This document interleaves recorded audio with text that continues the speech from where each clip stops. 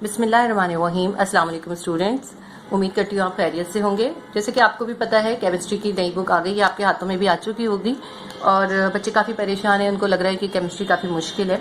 First chapter है इसका जो है chemical equilibrium.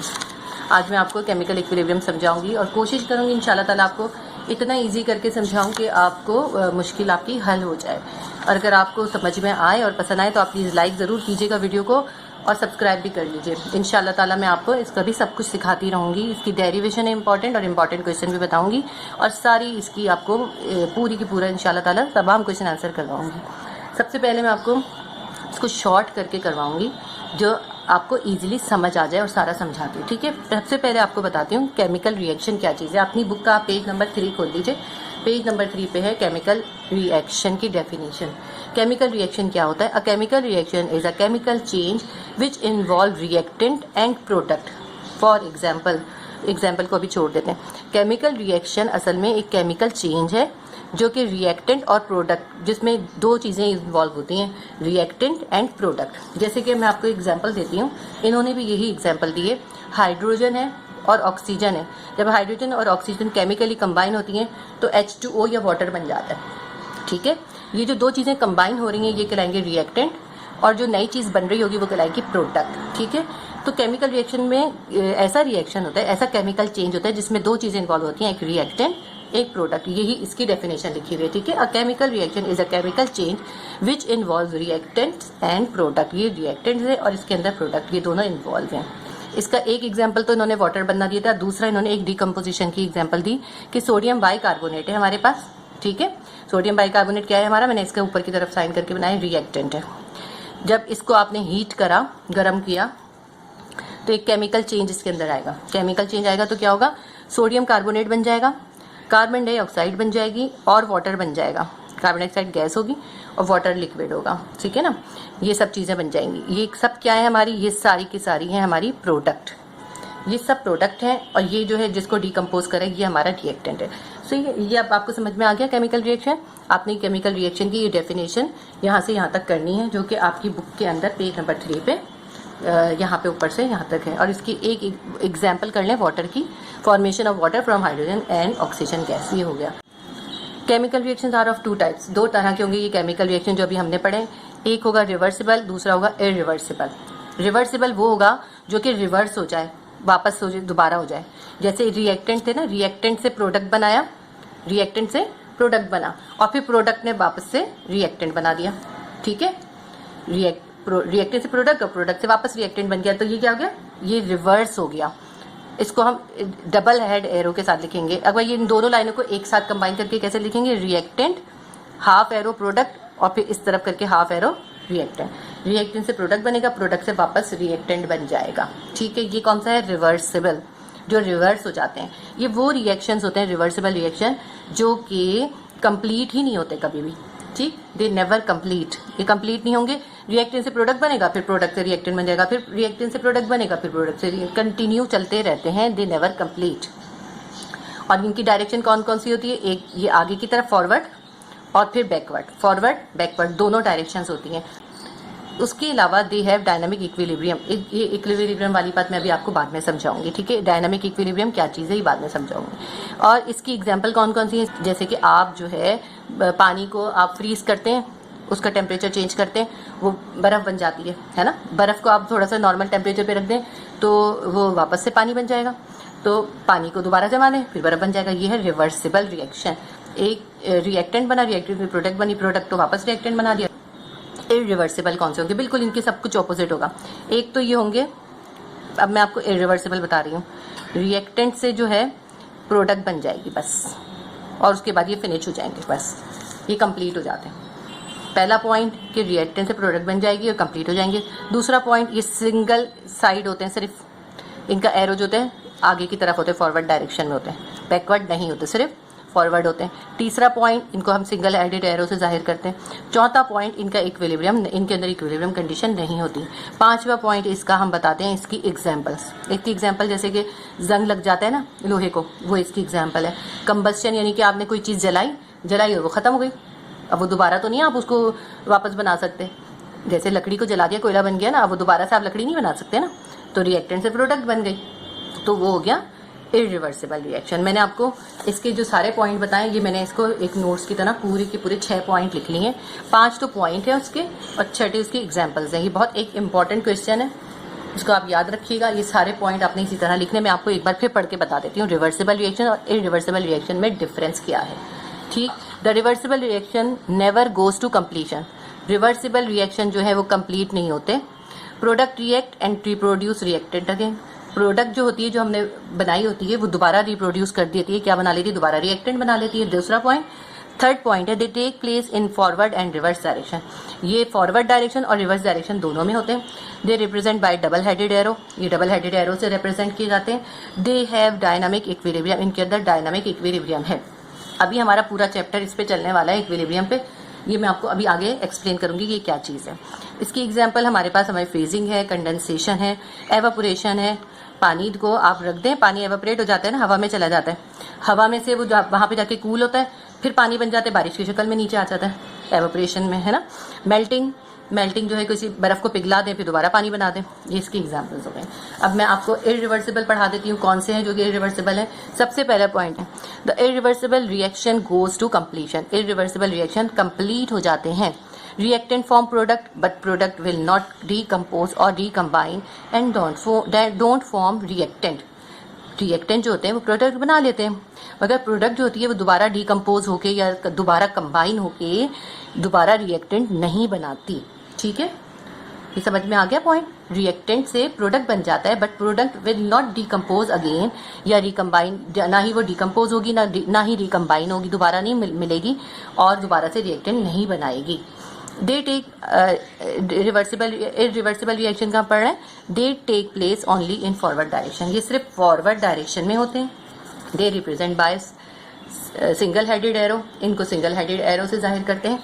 They have no equilibrium condition. इनमें इक्विलिब्रियम कंडीशन नहीं होती। इनमें थी, इनमें नहीं है। इसकी एग्जाम्पल है रस्टिंग, जैसे कि लोहे को जंग लग जाना। कंबस्शन, किसी चीज़ को आप जला दें तो भी, ये उसकी एग्जाम्पल है। नेक्स्ट हमारा टॉपिक है, बहुत इंपॉर्टेंट टॉपिक है, डायनामिक इक्विलिब्रियम।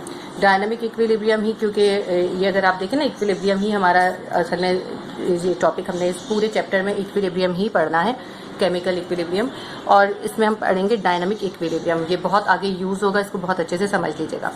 और इसमें हम सारे ज़्यादातर जो रिएक्शन पढ़ेंगे रिवर्सिबल रिएक्शन ही पढ़ेंगे। इरिवर्सिबल हमें इसमें नहीं पढ़ना है। रिवर्सिबल रिएक्शन में जब कोई भी रिवर्सिबल रिएक्शन स्टार्ट होता है, बिगिनिंग में रिएक्टेंट की क्वांटिटी ज़्यादा होती है।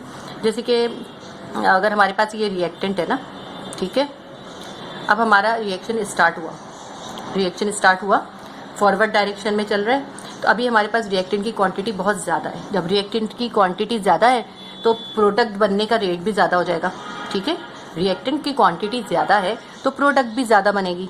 ठीक है, तो क्या हो जाएगा? रिएक्शन तेज़ हो जाएगा। तो हम क्या कहेंगे? Formation of product will increase, the rate will increase. Rate का मतलब ये होता है उसकी स्पीड। ठीक है, तो जब हमारे एट स्टार्ट रिवर्सिबल रिएक्शन जब स्टार्ट होता है तो रिएक्टेंट जो होता है ज़्यादा होता है, क्वांटिटी ज़्यादा होती है। क्वांटिटी ज़्यादा होने से प्रोडक्ट ज़्यादा बनती है, ज़्यादा प्रोडक्ट बनती है, और जो हम कहेंगे रेट जो होता है वो भी हाई हो जाता है। ठीक है, अब थोड़ा टाइम गुजरा, अब आहिस्ता आहिस्ता ये तेज़ी के साथ, हाई स्पीड के साथ, हाई रेट के साथ प्रोडक्ट में कन्वर्ट हुआ। अब इसकी हो गई क्वांटिटी कम, रिएक्टेंट की क्वांटिटी अब हो गई कम। जब ये कम हो गया तो अब क्या होगा? अब इसका ट्रांसफॉर्म होना या उसका रेट जो होगा ट्रांसफॉर्म होने का वो स्लो हो जाएगा, क्योंकि ये तो तेज़ी से कम हो रहा है ना। जब ये कम हो गया तो इसकी स्पीड या रेट जो ट्रांसफॉर्म होने का प्रोडक्ट में वो स्लो हो जाएगा, आहिस्ता आहिस्ता स्लो हो जाएगा। और एक वक्त ऐसा आएगा, अब ये स्लो हो गया है ना, पहले तो ये तेज़ी से प्रोडक्ट बना रहा था, अब ये स्लो हो गया, ये स्लो हो गया, तो एक टाइम ऐसा आएगा कि इसकी कॉन्सेंट्रेशन रिएक्टेंट की और प्रोडक्ट की, इन दोनों की इक्वल हो जाएगी। एक टाइम पे इन दोनों की कॉन्सेंट्रेशन सेम लेवल पे आ जाएगी। जब वो उस सेम लेवल पे आ जाएगी, वो सेम लेवल पे जिस वक्त आती है, उस वक्त हम कहते हैं इसको डायनामिक इक्विलिब्रियम स्टेट आ गई। वो स्टेट जिसमें रिएक्टेंट और प्रोडक्ट का जो है सेम कॉन्सेंट्रेशन हो जाए। ठीक है, सेम कॉन्सेंट्रेशन हो जाए इन दोनों की। जब शुरू हुआ था ना, शुरू में तो रिएक्टेंट ज़्यादा था, रिएक्टेंट की कॉन्सेंट्रेशन ज़्यादा थी, तो हाई स्पीड के साथ वो प्रोडक्ट बना रहा था। अब क्या हुआ? अब ये दोनों तकरीबन इक्वल हो गए, तो अब इनकी कॉन्सेंट्रेशन भी इक्वल हो गई। जिस वक्त इन दोनों की कॉन्सेंट्रेशन रिएक्टेंट और प्रोडक्ट की इक्वल हो जाएगी उसको हम कहते हैं डायनामिक इक्विलिब्रियम। हम कहेंगे अब ये जो इनकी स्टेट आ गई ये डायनामिक इक्विलिब्रियम की है। ये देखें, इसको मैंने आपको दिखाया है, ये ग्राफ आपके बुक में भी है। देखिए रिएक्टेंट पहले हाई है, ये यहाँ पे टाइम बनाया, यहाँ पे इसकी रिएक्टेंट और प्रोडक्ट बनाया है। ये नीचे से प्रोडक्ट स्टार्ट हो रहा है। शुरू में प्रोडक्ट तो सबसे कम है ना और रिएक्टेंट ज्यादा है। आहिस्ता आहिस्ता रिएक्टेंट कम होता गया, सही, कम होता गया। एक टाइम ऐसा आया कि वो एक जगह पे रुक गया और सीधा बस उतना ही रहने लगा, कम होना रुक गया, सही। आहिस्ता कम होते होते एक जगह पे स्लो होना शुरू हुआ, स्लो होके फिर वो उसी स्टेज पे रुक गया और उसके ने कन्वर्ट होना खत्म कर दिया, बस इतने पे रुक गया, उसकी स्टेबल कंडीशन आ गई। अब ये जो प्रोडक्ट था ना, जब ये कम हो रहा था प्रोडक्ट इंक्रीज हो रहा था। ये देखिए ऊपर जा रहा है, ये नीचे आ रहा था डिक्रीज हो रहा था और ये इंक्रीज हो रहा है। जब प्रोडक्ट इंक्रीज हो रहा है तो इंक्रीज होते एक वक्त ऐसा आया कि जब ये प्रोडक्ट रिएक्टेंट स्लो हो गया तो प्रोडक्ट भी बनना स्लो हो गया। ये स्लो हो गया, ये भी स्लो हो गया, ये प्रोसेस ही स्लो हो गया तो ये भी कम बनेगा ना। और एक वक्त ऐसा आया कि ये भी एक स्टेबल कंडीशन में आ गया। जब ये दोनों एक स्टेबल कंडीशन में आ गए, this is called dynamic equilibrium. This stage is called dynamic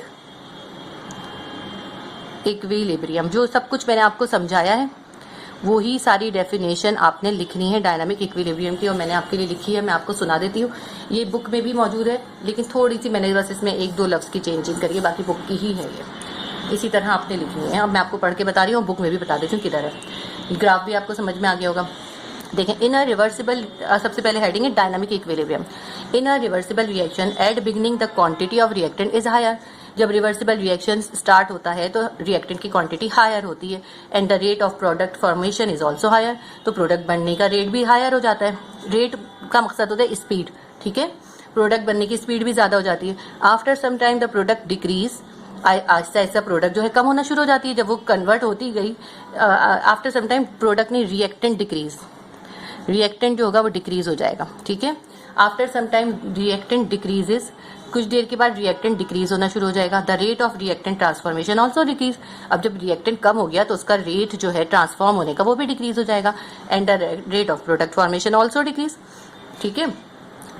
हमारा रिएक्टेंट डिक्रीज हुआ, उसका ट्रांसफॉर्म होने का रेट डिक्रीज हुआ तो प्रोडक्ट फॉर्मेशन भी डिक्रीज हो गया, ठीक है। The rate of product formation also decreases after a certain time. एक मखसूस वक्त आएगा, the concentration of reactant and product become constant. एक टाइम ऐसा आएगा कि जब कॉन्सेंट्रेशन जो है रिएक्टेंट की और प्रोडक्ट की वो कांस्टेंट हो जाएगी, यानी चेंज नहीं होगी। कांस्टेंट मतलब है एक ही जगह पे रुक जाएगी, चेंज नहीं होगी। ना ये कम होगा ना ये बढ़ेगा, ना रिएक्टेंट कम होगा ना प्रोडक्ट बढ़ेगा। एट दिस स्टेट, इस मुकाम पे, ये जो ये स्टेट होती है इस जगह पे, this is called dynamic equilibrium, ठीक है। कौन सी स्टेट? जब दोनों रिएक्टेंट और प्रोडक्ट की जो है कांस्टेंट हो जाए कॉन्सेंट्रेशंस, यानी रेट ऑफ फॉरवर्ड रिएक्शन, आगे की तरफ होने वाला reaction, will be equal to rate of reverse reaction. Forward और रिवर्स रिएक्शन एक दूसरे के इक्वल हो जाए। उम्मीद करती हूँ आपको ये समझ में आया होगा। अब इसकी बहुत इंपॉर्टेंट, ये मैं आपको पहले बुक में से मार्क करा दूं। बुक में से मैंने किधर से लिखा है, सिर्फ कुछ लाइंस का एडिशन करा है। पेज नंबर 3 पर ही आप देखें, पेज नंबर 3 पे द रिएक्शन से लेके नीचे के द रिएक्शन तक, यहाँ से लेके यहाँ तक है। सिर्फ इसमें शुरू में लिखा है मैंने, क्या इसमें ऐड करा है, इन आ रिवर्सिबल रिएक्शन। आप भी बस ऐड कर लें, इन आ रिवर्सिबल रिएक्शन। अब देखें ये सब आपकी बुक का ही था। जब मैंने आपको समझाया तो मुझे लगता है आपको बहुत अच्छे से समझ में आ गया होगा डायनामिक रिएक्शन है क्या चीज़ आखिर में, ठीक है। अच्छा, डायनामिक रिएक्शन की आपने जैसे एक एग्जांपल मैंने आपको समझा दी, दूसरी एग्जांपल ये मैं आपको समझाती हूँ, बहुत इंटरेस्टिंग एग्जांपल है। देखिए आपके पास है हाइड्रोजन और आयोडीन, सही। हाइड्रोजन गैस और आयोडीन गैस, आपने इन दोनों को मिला दिया, ये भी रिवर्सिबल रिएक्शन होगा। आपके पास हाइड्रोजन आयोडाइड बनेगा, यहाँ पे 2 आएगा, सही। क्या बनेगा आपके पास? Hydrogen iodide. अब जो हाइड्रोजन है ना, ये होती है कलरलेस, इसका कोई कलर नहीं होता। और आयोडीन जो होता है इसका कलर होता है वॉयलेट या पर्पल कह लें आप, वॉयलेट कलर होता है। जब आपने आयोडीन और हाइड्रोजन को मिलाया तो क्या होगा, क्योंकि ये तो कलरलेस है ना, आयोडीन पर्पल है, तो जब ये दो चीजें मिलेंगी तो सॉल्यूशन का कलर क्या हो जाएगा? पर्पल कलर होगा, वॉयलेट कलर की हो जाएगा वो, सही। अब उनका ऐसा ऐसा रिएक्शन शुरू होगा। और एक बात आप याद रखिएगा, डायनामिक रिएक्शन जो हम कर रहे थे अभी, हमने पढ़ा है डायनामिक रिएक्शन, उसके लिए कंटेनर का क्लोज होना बहुत ज़रूरी है। वो सिर्फ क्लोज कंटेनर में होता है। अगर ओपन कंटेनर होगा तो डायनामिक रिएक्शन नहीं होगा, वो किसी वक्त भी रेट ऑफ फॉरवर्ड रिएक्शन और rate of reverse reaction equal नहीं होंगे। ठीक है, तो उसके लिए क्लोज कंटेनर होना बहुत ज़रूरी है। तो ये हम क्लोज कंटेनर के अंदर ही कर रहे हैं डायनामिक रिएक्शन, और आपको दिखाते हैं कैसे चेंज होगा। अब हमने आयोडीन को मिलाया हाइड्रोजन आयोडाइड बनाने के लिए। तो हाइड्रोजन कलरलेस था, आयोडीन जो था वॉयलेट था। जब शुरू में हमने मिलाया था तो कलरलेस है ना, तो इसका कलर कौन सा हो जाएगा, इसका कलर हो जाएगा, इन दोनों का जब मिलाने के बाद कलर होगा कौन सा हो जाएगा, वॉयलेट कलर ही होगा, वॉयलेट कलर। ठीक है, तो आप ये देखेंगे शुरू में जो वॉयलेट कलर है, लेकिन आहिस्ता आहिस्ता ये बन जाएगा। जब ये बनने लगेगा तो बनने के बाद क्या होगा कि इनका कलर जो है चेंज होना शुरू हो जाएगा। आपको थोड़ा सा आहिस्ता आहिस्ता लगेगा कि इनका वॉयलेट कलर जो है ना वो फेड होता जा रहा है, फेड होता जा रहा है, फेड होता जा रहा है। थोड़े टाइम के बाद आप ये देखेंगे उसका कलर बिल्कुल फेड हो गया। क्यों हो गया कि ये जो आयोडीन थी ना, ये हाइड्रोजन के साथ मिल गई और केमिकली कंबाइन हो गई, हाइड्रोजन आयोडाइड बन गया। और हाइड्रोजन आयोडाइड भी कलरलेस होता है। कैसा होता है हाइड्रोजन आयोडाइड, कलरलेस, इसका भी कलर नहीं होता। तो जब ये कलरलेस हो गया तो इससे पता चला हमें कि हाइड्रोजन आयोडाइड हमारी फॉर्म हो गई। ठीक है, अब ये फॉर्म हो गई। अब ये अगर कंटिन्यू रखें, क्योंकि हमने इसको हीट अप करा है, मिलाते हुए हीट अप करें, बगैर हीट अप करे नहीं होगा केमिकल रिएक्शन। शुरू में जब मिलाया तो वॉलेट है ना, जब हमने हीट अप करना शुरू किया तो ऐसा ऐसा कलर कम होता गया, फेड होता गया, फेड होता गया, एक वक्त आया कि कलरलेस हो गया। इसका मतलब है हमारी ये जो रिएक्टेंट थे हमारे, ये रिएक्टेंट जो थे ये किस में कन्वर्ट हो गए, ये कन्वर्ट हो गए हमारे प्रोडक्ट में, प्रोडक्ट बन गया। अब ये है कंटेनर क्लोज, एक बंद बोतल के अंदर है ये, और हम हीट अप कर रहे हैं। अगर हम हीट अप करना छोड़ दें तो ये यहीं रुक जाएगा, लेकिन अगर हम फिर हीट अप करते रहें इसको तो अब क्या होगा, जब सारा रिएक्टेंट जो प्रोडक्ट बन जाएगा तो ये रिवर्स रिएक्शन शुरू हो जाएगा और ये हाइड्रोजन आयोडाइड दोबारा जो है डिकम्पोज हो जाएगा। डिकम्पोज होकर हाइड्रोजन आयोडीन बनाना शुरू करेगा। हम और गर्म करते रहें तो क्या होगा, आहिस्ता आहिस्ता इसमें कलर आना शुरू हो जाएगा। कलरलेस से हल्का हल्का कलर आना चाहिए, लाइट लाइट लाइट करते करते आखिरकार ये दोबारा पर्पल कलर हो जाएगा। इसका मतलब होगा हाइड्रोजन और आयोडीन दोबारा सेपरेट हो गई। समझ में आ गया होगा इंशाल्लाह ताला कि किस तरह से इसका एक्सपेरिमेंट किया जाता है। डायनामिक रिएक्शन की तो मैंने आपको मार्क करा दी थी ना, आपने इनरिवर्सिबल रिएक्शन लिख के और फिर यहाँ से पूरा यहाँ तक करना है। ठीक है, और केमिकल रिएक्शन की ये रही डेफिनेशन विद एग्जाम्पल। और ये रिवर्स फॉरवर्ड रिएक्शन कि यहीं से तीनों पॉइंट कर लें, जो मैंने समझाया ना सब वही लिखा हुआ है, और रिवर्स रिएक्शन के भी कर लें। मैं फिर भी एक बार आपको बता देती हूँ, it is always directed from left to right, ये हमेशा लेफ्ट से राइट की तरफ होगा फॉरवर्ड। ठीक है, और it is reactant produce product. जो रिएक्टेंट होंगे जो इस साइड पर होंगे वो क्या प्रोड्यूस करेंगे, प्रोडक्ट प्रोड्यूस करेंगे। यानी यहाँ रिएक्टेंट होंगे, रिएक्टेंट क्या प्रोड्यूस करेंगे, product. Initially rate is fast but gradually slow down. जब फॉरवर्ड रिएक्शन होता है, हमने बताया था ना, क्योंकि क्वांटिटी ज़्यादा होती है, मास ज़्यादा होता है, तो फॉरवर्ड रिएक्शन शुरू में बहुत तेज होता है और ऐसे ऐसे स्लो होता जाता है। ठीक है, इनिशियली फास्ट होता है फिर स्लो डाउन हो जाता है। रिवर्स रिएक्शन जो होता है, जो उसकी डायरेक्शन हमेशा राइट टू लेफ्ट होती है। राइट है ना, right side, right to left होती है। ठीक है, फॉरवर्ड की तो लेफ्ट टू राइट थी, इसकी राइट टू लेफ्ट होती है। और प्रोडक्ट जो होते हैं वो क्या बनाते हैं, प्रोडक्ट बना लेते हैं रिएक्टेंट। ठीक है, प्रोडक्ट प्रोड्यूस रिएक्टेंट। और इनिशियली रेट जो होगा इसमें शुरू में जो होगा स्लो रेट होगा जब ये रिवर्स हो रहा होगा, और आहिस्ता आहिस्ता ग्रेजुअली वो स्पीड अप होता जाएगा, यहाँ तक कि सारी प्रोडक्ट दोबारा से रिएक्टेंट में कन्वर्ट हो जाएगी। इसके बाद जो है, इसके बाद हम करेंगे characteristics of forward and reverse reaction in dynamic equilibrium. ये तो हमने फॉरवर्ड और रिवर्स रिएक्शन के मेन पॉइंट पढ़े ना, कैरेक्टरिस्टिक पढ़े थे, लेकिन ये क्या है, एक डायनामिक इक्विलिब्रियम में इनके क्या कैरेक्टरिस्टिक्स होंगे। मतलब डायनामिक जब इक्विलिब्रियम होगा, अभी मैंने आपको बता दी थी डायनामिक इक्विलिब्रियम क्या था, जब जो रिएक्टेंट और प्रोडक्ट दोनों की कॉन्सेंट्रेशन सेम हो जाएगी, बिल्कुल सेम इक्वल हो जाएगी, तो उस वक्त फॉरवर्ड और रिवर्स रिएक्शन की कुछ खास बातें होंगी। वो क्या खास बातें होंगी, सब पॉइंट करने आपने। A dynamic equilibrium can only exist in a close system. बहुत इंपॉर्टेंट पॉइंट है ये, इस पॉइंट को आप याद रखिएगा, ये आपकी ब्लैंक भी आ सकती है। डायनामिक इक्विलिब्रियम हमेशा क्लोज सिस्टम में होगा, खुले हुए ओपन सिस्टम में कभी नहीं होगा। और क्लोज सिस्टम में होगा नीदर रिएक्टेंट और नोर प्रोडक्ट कैन एंटर और लीव, ना ही रिएक्टेंट बाहर निकल सकते हो और ना ही प्रोडक्ट बाहर निकल सकती हो। ये हो गया फर्स्ट पॉइंट। सेकंड पॉइंट है एट इक्विलिब्रियम। जब इक्विलिब्रियम हो जाएगा तो कॉन्सेंट्रेशन ऑफ रिएक्टेंट और concentration of reactant and product remain constant. जब इक्विलिब्रियम हो गया तो अब रिएक्टेंट और प्रोडक्ट दोनों ही कांस्टेंट रहेंगे, उनकी कॉन्सेंट्रेशन जो है कांस्टेंट रहेगी। सेकेंड पॉइंट, थर्ड पॉइंट है एट इक्विलिब्रियम। जब इक्विलिब्रियम हो गया, the forward and reverse reaction are taking place at equal and opposite rate. ठीक है, जब इक्विलिब्रियम हो जाएगा, अभी तो हमने कहा ना ये शुरू में ज्यादा है बाद में कम है, लेकिन जब इक्विलिब्रियम हो जाएगा तो इक्वल होगा, या फॉरवर्ड और रिवर्स रिएक्शन इक्वल हो जाएंगे। ठीक है, equilibrium can be approached from either side of the reaction. Equilibrium दोनों साइड पर होगा, रिएक्टेंट पे भी और प्रोडक्ट पे भी। ये भी हो गया। An equilibrium state can be disturbed and again achieved under the given condition, concentration, pressure and temperature. अब ये जो इक्विलिब्रियम की कंडीशन बन गई ना, ये जो इधर भी बनी थी, ये हमेशा ऐसी नहीं रहेगी। अगर इसमें थोड़ी बहुत चेंजेस आ जाए, कंडीशंस होगी कुछ खास, कॉन्सेंट्रेशन की, प्रेशर की और टेम्परेचर की, तो ये दोबारा से इनकी ये इक्विलिब्रियम कंडीशन खत्म हो सकती है, लेकिन उसके लिए डिस्टर्ब करने के लिए इन चीज़ों में चेंज करना पड़ेगा। ठीक है, ये हमारा जो है यहाँ तक का कंप्लीट हो गया। इसका आगे वाला मैं आपको इंशाल्लाह ताला नेक्स्ट वीडियो में करवा दूंगी। ओके, अल्लाह हाफिज़।